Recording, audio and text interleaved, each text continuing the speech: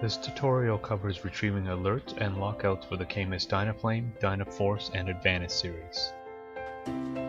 This is what we refer to as the home screen. Pressing the Honeywell Solar icon provides boiler operational parameters.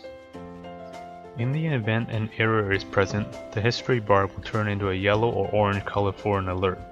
Alerts are automatic reset, and pressing the reset button will not clear this error. A red bar indicates a lockout condition and must be reset by pressing the reset button. Recycling the power on the appliance will not clear the lockout. Press the Details button and then the History button to access the alert log. The Honeywell Solar will retain up to 16 incidents with a time and date stamp. The alerts are presented in an error code and text description. Press the Lockouts button to access the lockout log. The Honeywell Solar will retain up to 16 incidents. Selecting an individual lockout will open up a new window which provides a snapshot of more than a dozen parameters the instant that particular lockout occurred. The first out parameter will indicate the specific safety that was tripped, which caused the lockout to occur.